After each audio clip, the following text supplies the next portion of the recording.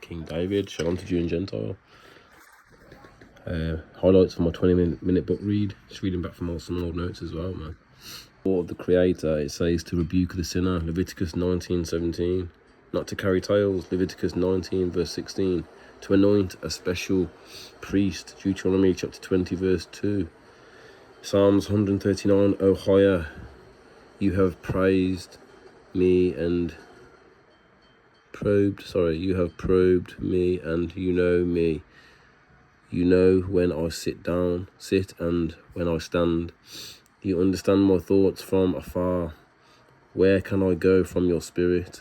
From your presence, where can I flee? We must rebuke those who have strayed from the law of higher. There is no escape from the presence of higher. That especially goes for the oppressor. Please read the book of Job. Very encouraging and a great testimony. Specifically, chapters 13, verses 6 to 22. Higher, where in this section it focuses on higher. He cannot be deceived. Also, Job's trust he puts in higher.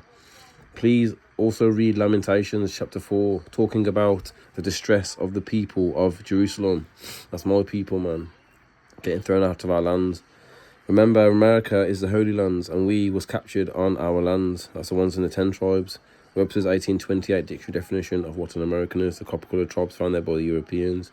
Picture the prisoner of war yourself, so-called black man or woman, when reading this. So the scriptures and that is related to you, man. It's your historical document. So picture you when you're reading about the Israelites. It's you and the confusion of faith. So Nature Knows No Colour Line by J.A. Rogers. Remember, I'm a descendant of the Jacobites. Oliver Cromwell kicked me and my family out, man. We're the true Davidic royals, man. McKinley and Campbell. Page 79 of the book, the legends and the history of the Scottish Highlanders are both witnesses to the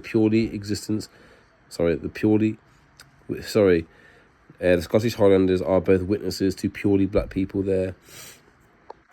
And got sent out of our lands, made prisoners of war, and they don't follow the Third Geneva Convention rules set out to protect prisoners of war.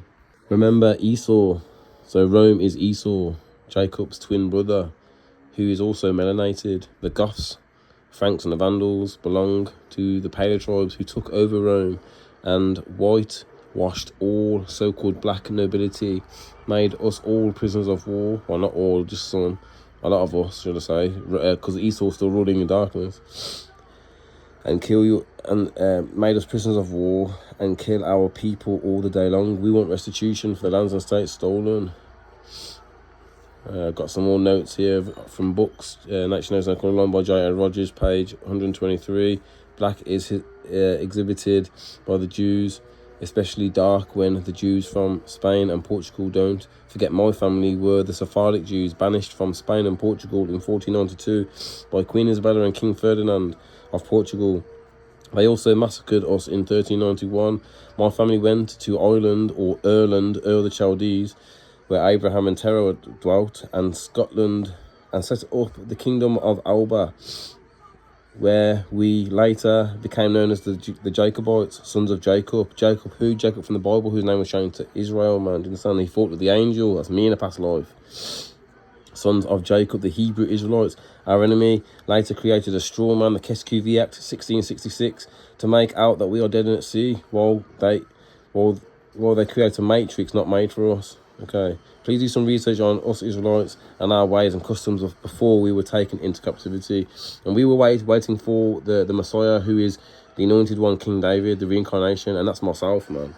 Line by J.A. Rogers, 1600s, very Pan-African, but got some really good drop. Page 72, the book at the top. Moor, the race, as it occurs in European heraldry, always means Negro. Moor's head, says Berry, is the heraldic term for the head of a black or Negro man. Abbott says Moor's head, the head of a Negro. Edmondson says similarly. And this definition is etymologically correct. The Greeks, as was said, used moros to mean black or dark, and the Romans used it for Negroes, woolly hair like a Moor's, says Marshall. To called Dane, Moors, Ethiopians, and Nigritians, that is Negroes, were one and the same. He speaks of the Moors who dwells beside the waters of Gur, most famous of the rivers of Ethiopia, that overflows its banks as if it had been another Nile. The Gur referred to here is the Niger or Niger. So yeah, there we go, people. That's a little snippet from that book. Jacobite gleanings from state manuscripts. The short sketches of Jacobites, the transportation in 1745. This is your real slave story. We were never slaves. We had our nobility and sovereignty stripped from us, and we got made prisoners of war to this very day. 63 of the book. It is stated just here. It is stated in the report of the Royal Historical MSS Commission that between the years 1717 and 1775, no less than 10,000 forced immigrants were dispatched from the Old Bailey alone, while 50,000 are estimated to have been sent from the British Islands in the 17th and 18th centuries. Okay, the British Islands, man. It's me and my family, man. The Jacobites were amongst those. That's me and my family, man. Okay. In 1766, Judge Perrott said at the Stafford, forgive me, I can't pronounce that word there, if you could pronounce it for me, that transportation in the case of common offenders had most ceased to be a punishment. The Celtic element among the immigrants proved loyal when the American War broke out, for the Highland colonists formed themselves into a Royal Highland Emigrant Regiment. It was then that the genius of Mr. Pitt, afterwards known as Lord Chatham, showed himself in recommending his sovereign George II in 1757 to employ the Highlanders on military services as the surset means of securing their loyalty and attaching them to his person and throne.